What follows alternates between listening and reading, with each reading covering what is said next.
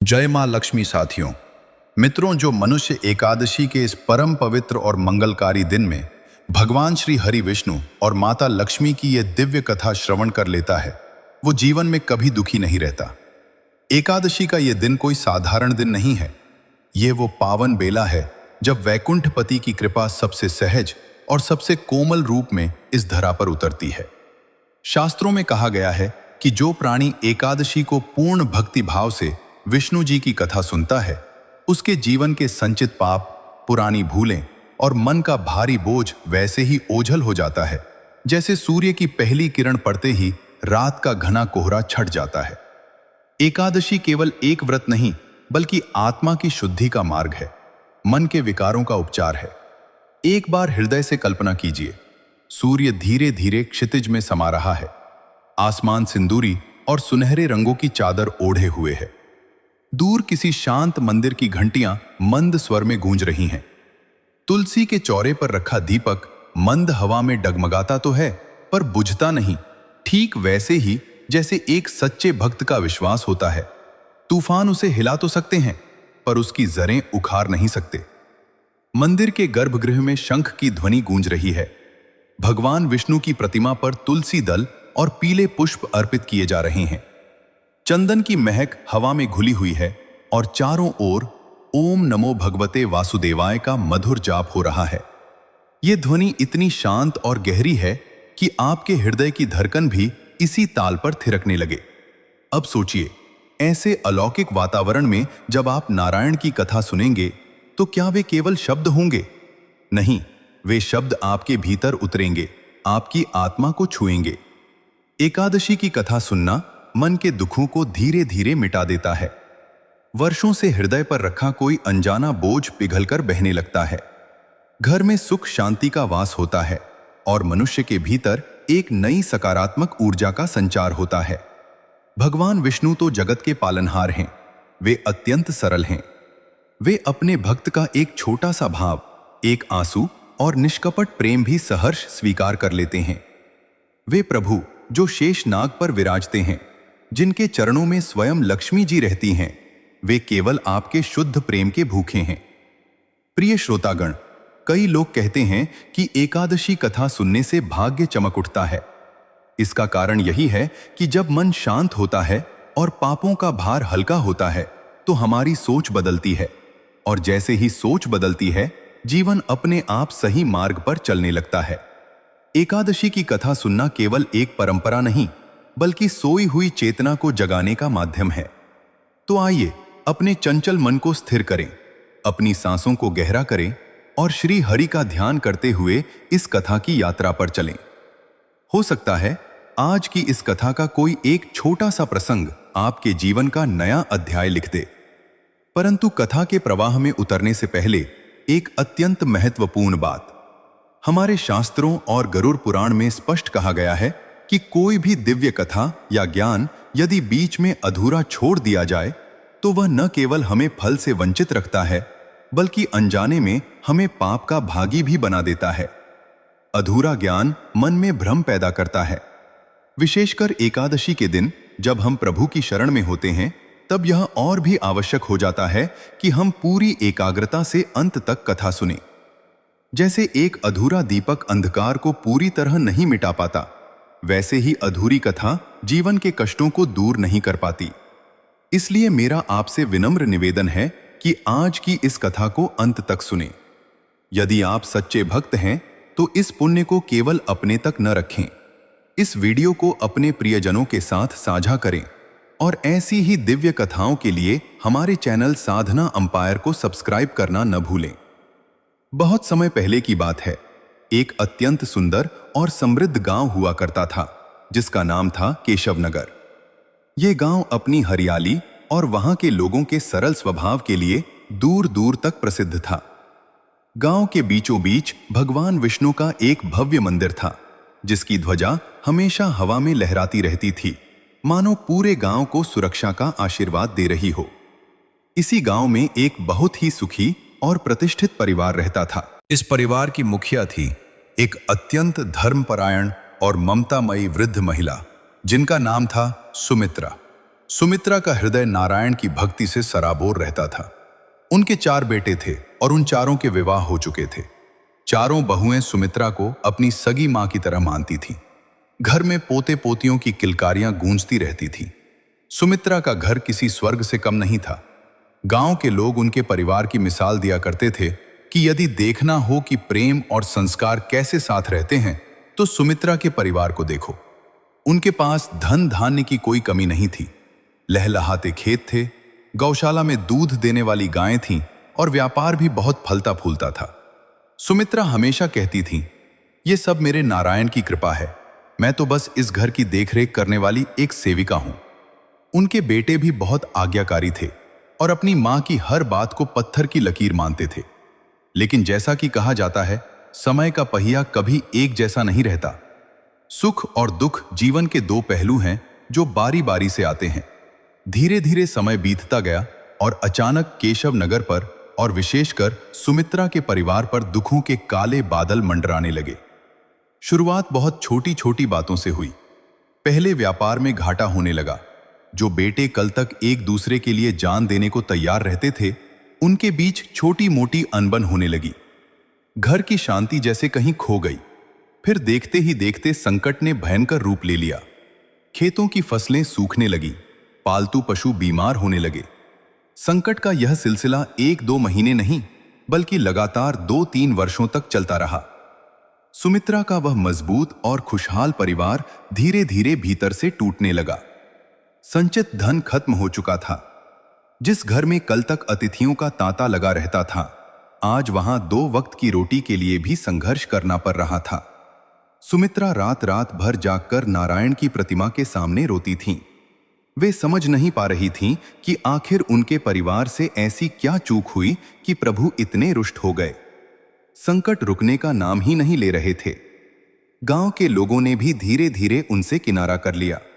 जब दुख आता है तो अपनी छाया भी साथ छोड़ देती है।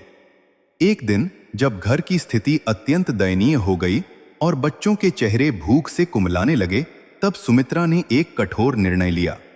उन्होंने अपने चारों बेटों और बहुओं को बुलाया और कहा, मेरे बच्चों, लगता है हमारे प्रारब्ध के कर्मों का फल हमें मिल रहा है, लेकिन इस अंधकार में भी मुझे भगवान पर अटूट विश्वास है। पास ही के पर्वत पर एक बहुत बड़े और सिद्ध मुनि का आश्रम है। सुना है वे त्रिकालदर्शी हैं। हम सब उनके पास चलेंगे और अपनी व्यथा सुनाएंगे। वे ही हमें इस नरक से बाहर निकलने का मार्ग दिखाएंगे। सुमित्रा की बात मानकर पूरा परिवार उसी समय नंगे पैर उस कठिन पहाड़ी रास्ते पर चल पड़ा।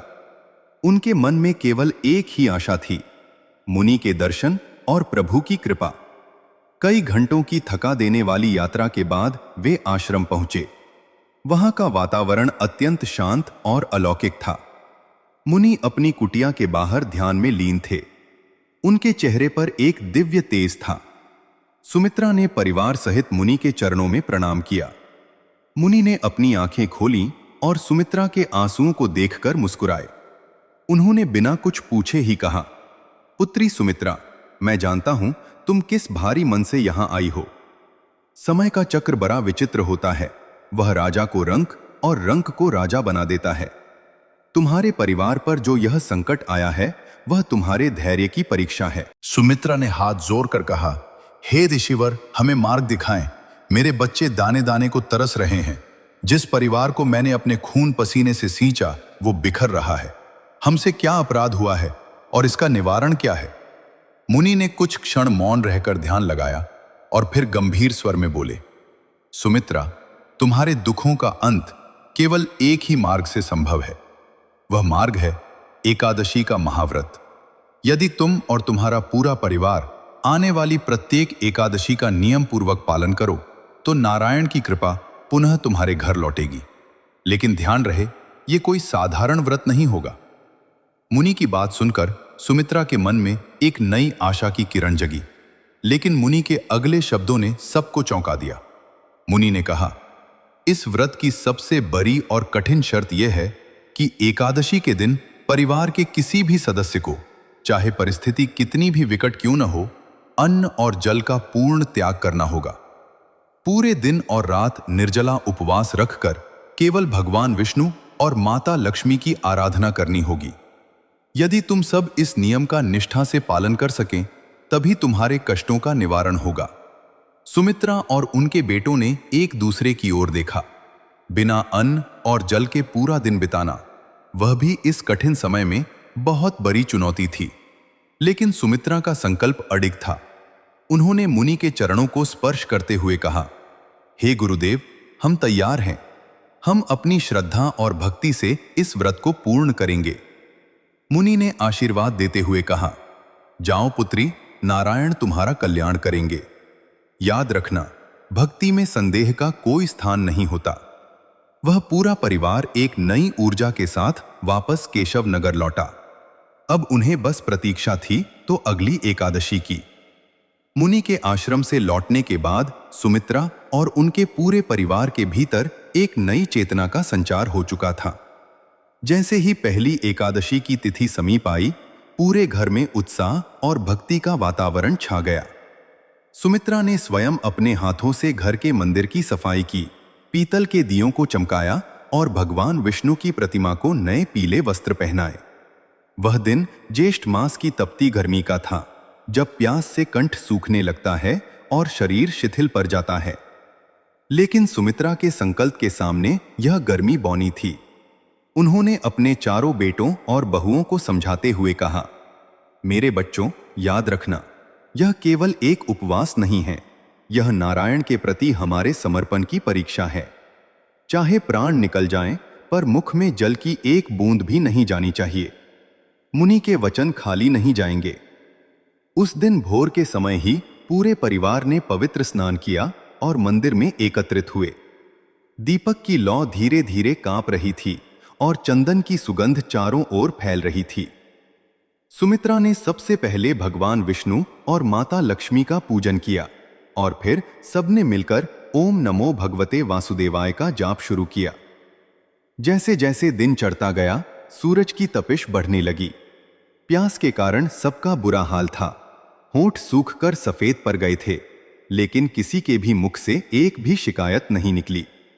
छोटे बच्चे भी, जो कल तक बात बात पर जिद करते थे, आज अपनी दादी और माता पिता को देखकर शांत बैठे थे। शाम होते होते सुमित्रा की देह कांपने लगी थी, लेकिन उनकी आंखों में एक अजीब सी चमक थी। पूरी रात जागरण हुआ, कीर्तन हुआ और अगले दिन पारण के समय जब सबने जल ग्रहण किया, तो ऐसा लगा जैसे शरीर में नए प्राण फूंक गए हों। इस निष्ठा का फल भी बड़ी तेजी से दिखाई देने लगा। देखते ही देखते केशव नगर के खेतों में फिर से हरियाली लौटने लगी। सुमित्रा का जो व्यापार ठप हो गया था, वह आश्चर्यजनक रूप से फिर से चमकने लगा। जो पुराने कर्जदार मुख मोड़ चुके थे, वे स्वयं आकर धन लौटाने लगे। गांव के लोग चकित थे कि जिस परिवार का पतन निश्चित लग रहा था, वो तिनके से उठकर फिर से पहाड़ की तरह खड़ा हो गया है। 1 साल के भीतर ही सुमित्रा का परिवार गांव का सबसे शक्तिशाली और धनवान परिवार बन गया। सुमित्रा ने गांव में एक बड़ी धर्मशाला बनवाई और मंदिर का जीर्णोद्धार करवाया। उनकी चारों बहुएं अब सोने के गहनों से लदी रहती थीं, लेकिन सुमित्रा ने उन्हें सिखाया था कि ये सब वैभव प्रभु की अमानत है। धीरे धीरे समय बीतता गया। कई वर्ष गुजर गए। सुमित्रा अब काफी वृद्ध हो चुकी थी। उनका शरीर जर्जर हो गया था, बाल चांदी की तरह सफेद हो गए थे और आंखों की रोशनी भी कुछ धुंधली पड़ गई थी। लेकिन एक चीज जो नहीं बदली थी, वो थी उनकी एकादशी के प्रति निष्ठा। अब तो उनके पोते पोतियां भी बड़े हो चुके थे और पूरा परिवार मिलकर हर 15 दिन में इस महापर्व को मनाता था। पूरा केशव नगर जानता था कि यदि इस परिवार की कोई शक्ति है तो वह एकादशी का व्रत है।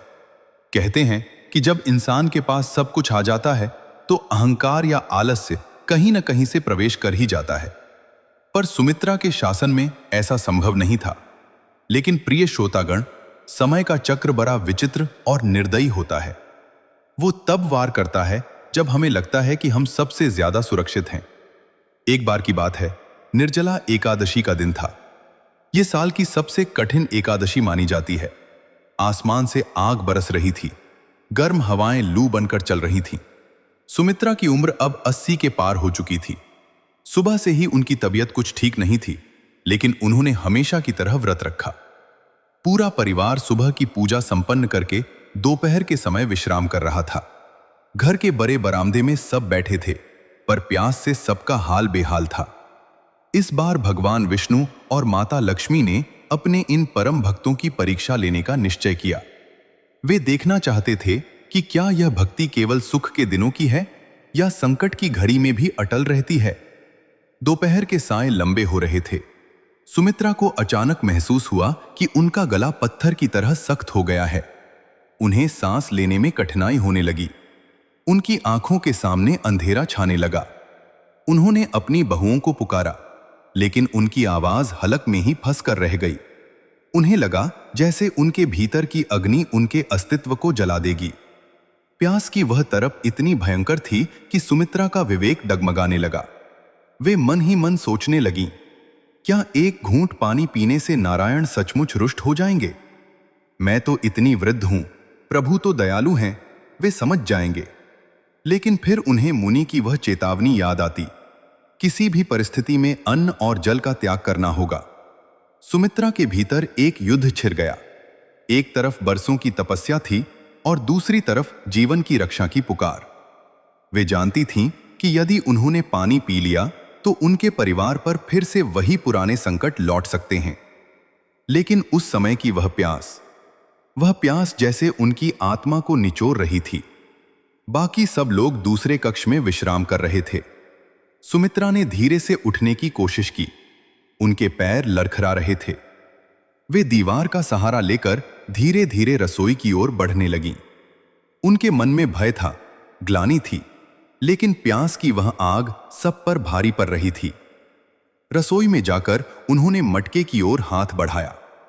मटके का ठंडा स्पर्श पाते ही उनकी व्याकुलता और बढ़ गई। उन्होंने एक छोटा सा कटोरा पानी से भरा। उनके हाथ कांप रहे थे। उन्होंने चारों ओर देखा, कहीं कोई देख तो नहीं रहा। घर में सन्नाटा था। सुमित्रा ने अपनी आंखें बंद की और वो जल अपने कंठ से नीचे उतार लिया। पानी की वह एक घूंट उन्हें उस समय अमृत से भी बढ़कर लगी। उनकी प्यास शांत हुई, सांसें कुछ स्थिर हुईं, लेकिन उसी क्षण उनके हृदय में एक गहरी कसक उठी। उन्होंने सोचा कि किसी ने देखा नहीं तो बात खत्म हो गई। वे चुपचाप वापस आईं और अपने बिस्तर पर लेट गईं। उन्हें लगा कि एक घूंट पानी से क्या बिगड़ेगा, लेकिन वे भूल गई थीं कि जिसकी वे पूजा कर रही थीं वो घट घट वासी है। वो तो मन की हर हलचल को जानता है। कुछ ही दिनों के बाद केशव नगर के ऊपर फिर से वही काली छाया मंडराने लगी, लेकिन इस बार वो पहले से 1000 गुना अधिक भयानक थी।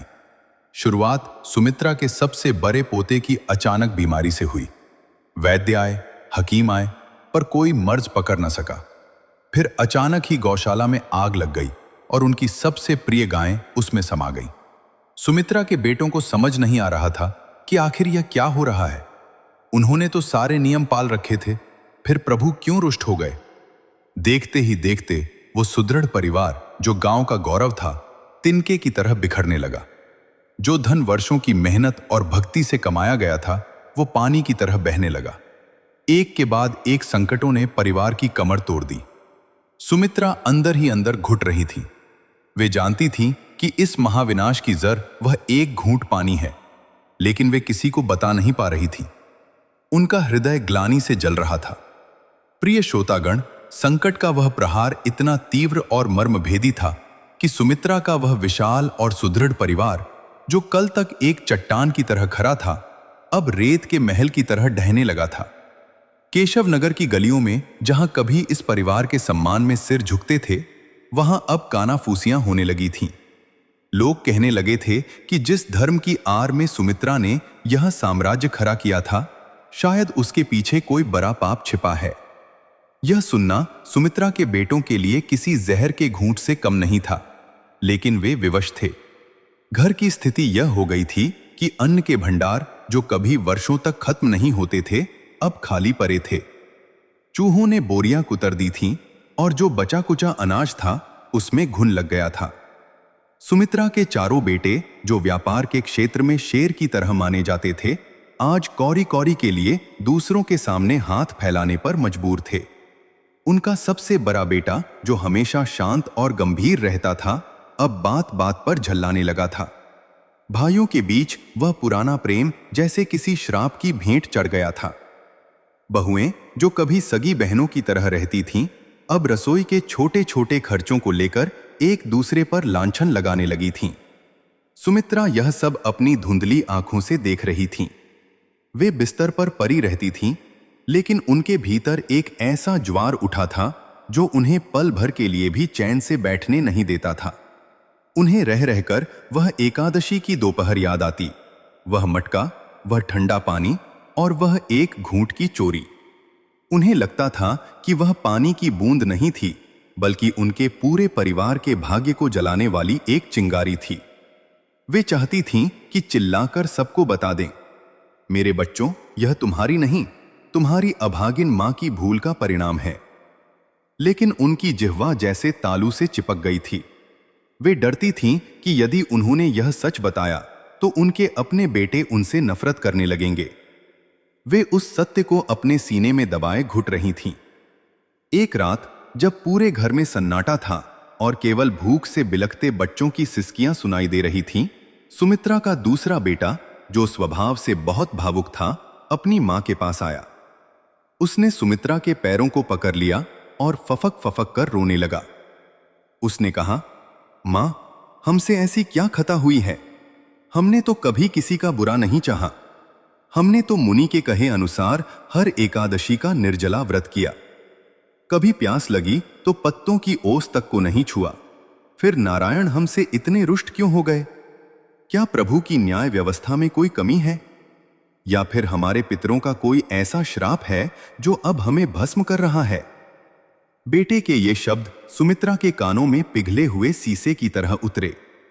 वे अपने बेटे के सिर पर हाथ फेरना चाहती थीं, लेकिन उन्हें लगा कि उनके हाथ अब अपवित्र हो चुके हैं। उन्होंने मन ही मन सोचा, मेरे बेटे नारायण कभी अन्याय नहीं करते, वे तो केवल सत्य के भूखे हैं। मैंने उन्हें धोखा देने की कोशिश की। मैंने सोचा कि वे अंतर्यामी होकर भी मेरी प्यास को नहीं देख पाएंगे। उस रात सुमित्रा सो नहीं सकी। उन्हें सपने में दिखाई दिया कि भगवान विष्णु की वो दिव्य प्रतिमा जो उनके घर के मंदिर में स्थापित थी, धीरे धीरे काली पड़ती जा रही है और माता लक्ष्मी उनसे मुख मोड़कर वैकुंठ की ओर प्रस्थान कर रही हैं। अगले दिन सुबह केशव नगर में एक और अनहोनी हुई। सुमित्रा के घर का जो मुख्य द्वार था, जो वैभव का प्रतीक माना जाता था, वो अचानक बिना किसी आंधी या तूफान के भरभराकर गिर गया। इसे गांव वालों ने विनाश का अंतिम संकेत माना। सुमित्रा के चारों बेटे अब पूरी तरह टूट चुके थे। उन्हें लगा कि अब इस घर में रहने का कोई अर्थ नहीं है। सबसे बड़े बेटे ने निर्णय लिया, भाइयों, लगता है इस भूमि ने हमें त्याग दिया है। हम यहां से दूर कहीं चले जाएंगे, मजदूरी करेंगे, पर इस अपमान के साथ यहां नहीं रहेंगे। जब सुमित्रा ने यह सुना कि उनका परिवार बिखरने वाला है और उनके बेटे घर छोड़कर जा रहे हैं, तो उनकी ममता तड़प उठी। वे जानती थीं कि यदि आज वे चुप रहीं तो ये परिवार कभी एक नहीं हो पाएगा। उन्होंने लड़खड़ाती आवाज में अपने चारों बेटों को पुकारा। उनकी आवाज में इतनी पीड़ा थी कि चारों बेटे दौड़कर उनके पास आए। सुमित्रा ने कांपते हुए हाथ जोर कर कहा, मेरे बच्चों, रुक जाओ। दोष इस भूमि का नहीं है, दोष नारायण का भी नहीं है, दोष मेरा है। सब भाई स्तब्ध रह गए। उन्हें लगा कि शायद मां की उम्र बढ़ गई है, इसलिए वे बहकी बहकी बातें कर रही हैं। लेकिन सुमित्रा की आंखों से बहते आंसू कुछ और ही कह रहे थे। उन्होंने सिसकते हुए उस एकादशी की पूरी घटना सुनाई। उन्होंने बताया कि कैसे उस एक घूंट जल ने उनके मन में अहंकार भर दिया था कि वे प्रभु की नजरों से बच सकती हैं। उन्होंने बताया कि कैसे उन्होंने मुनि के आदेश का उल्लंघन किया और उस सत्य को छिपाकर उन्होंने पूरे परिवार को इस संकट में झोंक दिया। सुमित्रा की बात सुनकर कमरे में भारी सन्नाटा छा गया। बेटों को विश्वास नहीं हो रहा था कि उनकी मां, जो उनके लिए साक्षात देवी का रूप थीं, उनसे इतना बड़ा सच छिपाया। उनकी बहुएं भी द्वार पर खड़ी यह सब सुन रही थीं। उस समय वहां न तो क्रोध था, न ही घृणा। वहां केवल एक गहरा दुख था। सबसे बड़े बेटे ने धीमी आवाज में कहा, मां, आपने हमसे ये क्यों छिपाया? यदि आप उसी समय बता देती तो शायद हम प्रायश्चित कर लेते। लेकिन अब तो सब कुछ खत्म हो चुका है। सुमित्रा ने रोते हुए कहा, बेटा, मुझे लगा कि एक घूंट पानी से क्या होगा, लेकिन अब समझ आया कि भक्ति में थोड़ा या ज्यादा नहीं होता, वहां केवल पूर्णता होती है। मैंने प्रभु के साथ छल किया और आज उसी छल की सजा तुम सबको मिल रही है। इस प्रकार एक एक करके 3 एकादशी बीत गईं। हर एकादशी के साथ उनका अपमान बढ़ता गया, पर साथ ही उनकी सहनशीलता भी बढ़ती गई। अब गांव के बच्चों ने उनका पीछा करना और उन्हें भिखारी कहना छोड़ दिया था, क्योंकि उनकी आंखों में अब वो पुराना रौब नहीं, बल्कि एक दिव्य सौम्यता झलकने लगी थी। सुमित्रा की हालत धीरे धीरे बिगड़ती जा रही थी। उन्होंने अन्न तो क्या, अब जल की एक बूंद भी लेना बंद कर दिया था। वे वास्तव में एक जीवित समाधि बन चुकी थी। उनकी चेतना अब केवल वैकुंठ की ओर लगी थी। लेकिन प्रिय श्रोतागण, अभी तो परीक्षा का चरमोत्कर्ष आना बाकी था। 5वीं एकादशी के दिन जब चारों भाई भिक्षा के लिए निकले, तो केशव नगर में एक भयंकर महामारी फैल गई। लोग अपने घरों में बंद थे, बीमार थे और डरे थे। जो लोग कल तक इन भाइयों का अपमान करते थे, आज वे खुद असहाय थे। भाइयों ने देखा कि जिस घर से उन्हें धक्के देकर निकाला गया था, उस घर के द्वार पर कोई सहायता के लिए पुकार रहा है।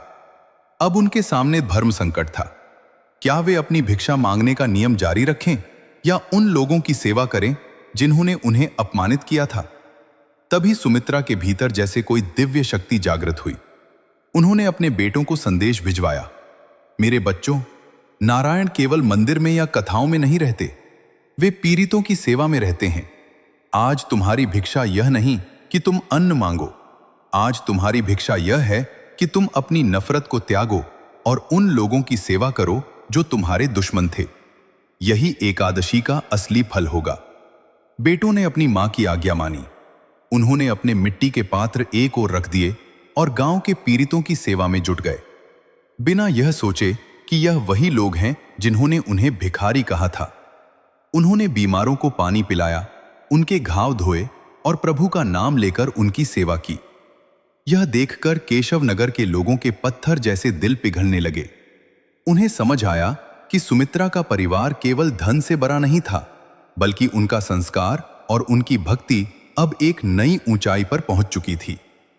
प्रिय श्रोतागण, सेवा और समर्पण का जो बीज सुमित्रा के बेटों ने बोया था, वह अब केशव नगर में एक विशाल वटवृक्ष बन चुका था। जिस गांव ने कभी उन्हें दुत्कारा था, आज वही गांव उनके चरणों की धूल लेने को आतुर था। महामारी के उस दौर में जब अपनों ने अपनों का साथ छोड़ दिया था, इन चारों भाइयों ने नारायण का स्वरूप बनकर हर पीड़ित की सेवा की। लेकिन असली परीक्षा तो अभी आनी शेष थी। कहते हैं कि प्रभु जब पूर्ण कृपा करने वाले होते हैं, तो वे अंतिम बार भक्त को माया के सबसे गहरे जाल में डालते हैं, यह देखने के लिए कि क्या भक्त की दृष्टि अब भी केवल उनके चरणों पर है या फिर सांसारिक सुखों पर। छठी एकादशी का आगमन हुआ। यह वह समय था जब सुमित्रा की देह बिल्कुल शिथिल पड़ चुकी थी। उनकी सांसें केवल नारायण के नाम पर टिकी थीं। इसी दिन केशव नगर में एक अत्यंत धनी और तेजस्वी व्यापारी का आगमन हुआ। वह स्वर्ण जरित रथ पर सवार था और उसके पीछे अनाज से लदी अनगिनत बैलगाड़ियां थीं। उसने गांव की चौपाल पर घोषणा की कि वह इस गांव के सबसे दुखी और निर्धन परिवार की मदद करना चाहता है। लोगों ने उसे सुमित्रा के घर का मार्ग दिखा दिया। वह व्यापारी सुमित्रा के द्वार पर पहुंचा। वहां चारों भाई भूखे प्यासे, धूल से सने हुए, लेकिन चेहरे पर एक अद्भुत शांति लिए बैठे थे। व्यापारी ने उनके सामने स्वर्ण मुद्राओं की थैलियां रख दी और कहा, मैंने सुना है तुम कभी इस गांव के राजा थे और आज एक भूल के कारण भिखारी बन गए हो। मुझे तुम पर दया आती है। यह स्वर्ण लो, अपने भंडार भरो और अपनी मां का इलाज कराओ। बदले में तुम्हें बस इतना करना है कि आज की यह छठी और आने वाली 7वीं एकादशी का कठिन व्रत छोड़ देना है। आखिर प्राणों से बढ़कर क्या है? तुम्हारी मां मर रही है, क्या नारायण उन्हें इस अवस्था में देखकर प्रसन्न होंगे? बेटों के सामने जीवन का सबसे बड़ा प्रलोभन था। एक तरफ मरती हुई मां और उजरा हुआ वैभव था, और दूसरी तरफ मुनि का वह वचन और प्रभु के प्रति अटूट निष्ठा। सबसे छोटा बेटा, जो अपनी मां की हालत देखकर सबसे ज्यादा व्यथित था, उसके मन में एक पल के लिए दुविधा आई। उसने सोचा कि यदि यह धन मिल जाए तो मां को बचाया जा सकता है। लेकिन जैसे ही उसने सुमित्रा की ओर देखा, सुमित्रा की आधी खुली आंखों में एक बिजली जैसी चमक कौंधी। उन्होंने अपनी कांपती उंगली से मंदिर में रखी भगवान विष्णु की प्रतिमा की ओर संकेत किया। उस संकेत ने भाइयों के भीतर सोए हुए विवेक को जगा दिया। सबसे बड़े बेटे ने हाथ जोड़कर उस व्यापारी से कहा, हे महानुभाव, आपका धन्यवाद, लेकिन जो वैभव एक बार खोकर हमें नारायण के करीब ले आया, वह वैभव हमें दोबारा नहीं चाहिए यदि वह हमें हमारे प्रभु से दूर कर दे। हमारी मां की मृत्यु यदि प्रभु की गोद में लिखी है तो हमें वह स्वीकार है, पर हम अपने धर्म और एकादशी के व्रत से पीछे नहीं हटेंगे। यह स्वर्ण आप वापस ले जाएं। व्यापारी मुस्कुराया और वहां से अंतर्ध्यान हो गया। वह व्यापारी कोई और नहीं, स्वयं देवराज इंद्र थे, जो उनकी परीक्षा लेने आए थे। उस रात पूरे घर में एक अलौकिक सुगंध फैल गई। सुमित्रा को महसूस हुआ कि उनके कमरे की छत जैसे हट गई है और साक्षात माता लक्ष्मी अपनी शीतल छाया उन पर डाल रही हैं। उनके शरीर का सारा कष्ट जैसे हवा में उड़ गया। हालांकि वे अब भी बोल नहीं पा रही थीं, पर उनके मुख मंडल पर वह तेज था जो केवल सिद्ध महापुरुषों के चेहरे पर होता है। अब केवल एक अंतिम एकादशी शेष थी, 7वीं एकादशी। पूरे केशव नगर में चर्चा थी कि सुमित्रा के बेटों ने स्वर्ग के प्रलोभन को भी ठुकरा दिया है। अब तो गांव के लोग भी उनके साथ एकादशी का व्रत रखने की तैयारी करने लगे थे। गांव का वह मंदिर जो कभी सूना पड़ा था, अब वहां रात दिन संकीर्तन होने लगा। लेकिन नियति ने अंतिम प्रहार के लिए सबसे क्रूर योजना बनाई थी। 7वीं एकादशी की पूर्व संध्या पर अचानक मूसलाधार बारिश होने लगी। ऐसी बारिश केशव नगर ने सदियों में नहीं देखी थी। गांव की नदी उफान पर आ गई और चारों ओर बाढ़ का खतरा मंडराने लगा। सुमित्रा का घर जो पहले ही जर्जर हो चुका था, उसकी दीवारें हिलने लगीं। बेटों के पास अब न तो अन्न था और न ही सुरक्षित छत। उन्हें अपनी बूढ़ी मां को लेकर ऊंचे स्थान पर जाना था, पर बाहर प्रलय जैसा मंजर था। प्रिय श्रोतागण, 7वीं एकादशी की वह रात केशव नगर के इतिहास में कभी न भुलाई जाने वाली रात बन गई। आसमान से बरसता पानी ऐसा लग रहा था मानो स्वयं वरुण देव इस परिवार के धैर्य की अंतिम परीक्षा ले रहे हों। नदी का जल स्तर बढ़कर गांव की दहलीज को पार कर चुका था। सुमित्रा का वह पुराना जर्जर घर अब किसी भी क्षण ढह सकता था। चारों भाइयों ने अपनी बूढ़ी मां को एक ऊंचे तख्त पर लिटाया और खुद उसके चारों ओर एक दीवार बनकर खड़े हो गए। उनकी देह भूख से सूखी थी, प्यास से उनके कंठ में कांटे चुभ रहे थे और 7 दिनों की उस कठिन साधना ने उन्हें शारीरिक रूप से अत्यंत दुर्बल कर दिया था। अचानक एक जोरदार करका हुआ और घर की एक दीवार का हिस्सा भरभरा कर गिर गया। पानी का एक तेज रेला घर के भीतर दाखिल हुआ। बहुएं और बच्चे डर के मारे एक दूसरे से चिपक गए, लेकिन उन चारों भाइयों की आंखों में कोई भय नहीं था। उन्होंने एक दूसरे का हाथ थाम लिया और एक स्वर में ओम नमो भगवते वासुदेवाय का जाप शुरू किया। वह ध्वनि इतनी शक्तिशाली थी कि बाहर गरजते बादलों का शोर भी उसके सामने फीका पड़ने लगा। सुमित्रा ने अपनी आंखें खोली। उनकी दृष्टि अब सांसारिक नहीं रही थी। उन्होंने देखा कि जो पानी घर के भीतर आ रहा था, वह उनके चरणों को स्पर्श करते ही शीतल चंदन की महक में बदल रहा था। तभी आधी रात के उस घनघोर अंधकार में सुमित्रा के आंगन के बीचों बीच एक ऐसा दिव्य प्रकाश पुंज प्रकट हुआ जिसकी चमक हजारों सूर्यों से भी अधिक थी, पर उसकी शीतलता चंद्रमा के समान थी। उस प्रकाश के बीच से साक्षात भगवान श्री हरि विष्णु अपने चतुर्भुज रूप में प्रकट हुए। उनके एक हाथ में शंख, दूसरे में चक्र, तीसरे में गदा और चौथे में कमल सुशोभित था। उनके साथ माता महालक्ष्मी कमल पर विराजमान थीं, जिनके हाथों से स्वर्ण मुद्राओं के स्थान पर आशीर्वाद की वर्षा हो रही थी। पूरा परिवार उस दिव्य छवि को देखकर जरवत रह गया। उनके पैरों की बेरियां जैसे कट गईं। चारों भाई और उनकी पत्नियां प्रभु के चरणों में गिर पड़े। सुमित्रा, जो हफ्तों से उठ भी नहीं पा रही थी, वो किसी दिव्य शक्ति के प्रभाव से उठकर खड़ी हो गईं। उनकी देह का सारा जर्जरपन समाप्त हो गया था। भगवान विष्णु ने अपनी मंद मुस्कान के साथ कहा, पुत्री सुमित्रा, उठो, तुम्हारे बेटों के कठिन प्रायश्चित, तुम्हारी अटूट निष्ठा और केशव नगर के प्रति तुम्हारी निस्वार्थ सेवा ने वैकुंठ के द्वार खोल दिए हैं। वह जो एक भूल तुमने की थी, वह इन 7 एकादशियों की अग्नि में जलकर भस्म हो चुकी है। माता लक्ष्मी ने आगे बढ़कर सुमित्रा के सिर पर हाथ रखा और कहा, भक्ति में जब अहंकार का त्याग होता है, तभी वास्तविक लक्ष्मी का वास होता है। तुम्हारे बेटों ने भिक्षा मांगकर अपने अभिमान को मारा और महामारी में सेवा करके नारायण के वास्तविक रूप को पहचाना। आज से तुम्हारे इस घर में कभी किसी चीज की कमी नहीं होगी और यह केशव नगर अब विष्णु धाम के नाम से जाना जाएगा। जैसे ही माता लक्ष्मी ने यह कहा, देखते ही देखते वह जर्जर घर एक भव्य महल में परिवर्तित हो गया। खलिहान फिर से अनाज से भर गए, गौशाला में कामधेनु जैसी गायें आ गईं और गांव की वह विनाशकारी बाढ़ अचानक शांत होकर धरती में समा गई। अगले दिन जब केशव नगर के लोग सोकर उठे तो उन्होंने देखा कि पूरा गांव स्वर्ग जैसा सुंदर लग रहा था। सुमित्रा के घर के सामने कल्पवृक्ष जैसा एक विशाल वृक्ष खड़ा था और वहां की मिट्टी से चंदन की खुशबू आ रही थी। सुमित्रा ने अपने शेष जीवन को पूरी तरह प्रभु की सेवा में समर्पित कर दिया। उनके चारों बेटे अब गांव के प्रधान बन चुके थे, लेकिन वे कभी वह समय नहीं भूले जब उन्होंने मिट्टी के पात्र में भिक्षा मांगी थी। उन्होंने नियम बनाया कि केशव नगर का हर व्यक्ति एकादशी का व्रत पूर्ण निष्ठा से रखेगा और कोई भी भूखा उस गांव से वापस नहीं जाएगा। कहते हैं कि सुमित्रा की मृत्यु के समय स्वयं वैकुंठ से विमान आया था और उन्होंने सदेह मोक्ष प्राप्त किया। प्रिय श्रोतागण, सुमित्रा और उनके परिवार की यह मार्मिक कथा हमें सिखाती है कि ईश्वर हमारी छोटी सी भूल पर हमें दंड नहीं देते, बल्कि वे हमें शुद्ध करने के लिए परीक्षाएं लेते हैं।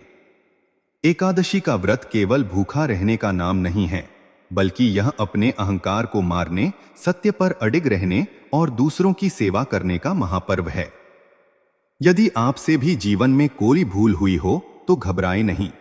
नारायण की शरण में आएं, पश्चाताप करें और अटूट विश्वास के साथ एकादशी का मार्ग चुनें। प्रभु आपकी हर भूल क्षमा करेंगे और आपके जीवन को खुशियों से भर देंगे। आशा है कि केशव नगर की यह दिव्य गाथा आपके हृदय की गहराइयों को छू गई होगी। इस कथा को सुनने मात्र से जो पुण्य मिलता है, उसे अपने तक सीमित न रखें। यदि आप चाहते हैं कि भगवान विष्णु और माता लक्ष्मी का आशीर्वाद आपके घर पर भी बना रहे, तो इस वीडियो को कम से कम अपने 5 प्रियजनों के साथ साझा करें। कमेंट बॉक्स में अपनी श्रद्धा के साथ जय श्री लक्ष्मी नारायण जरूर लिखें। ऐसी ही और भी हृदयस्पर्शी और शास्त्रोक्त कथाएं सुनने के लिए हमारे चैनल साधना अंपायर को अभी सब्सक्राइब करें और बेल आइकन दबाना न भूलें। भगवान विष्णु आप सभी की मनोकामनाएं पूर्ण करें और आपके जीवन में सुख, शांति और समृद्धि का वास हो। नारायण नारायण।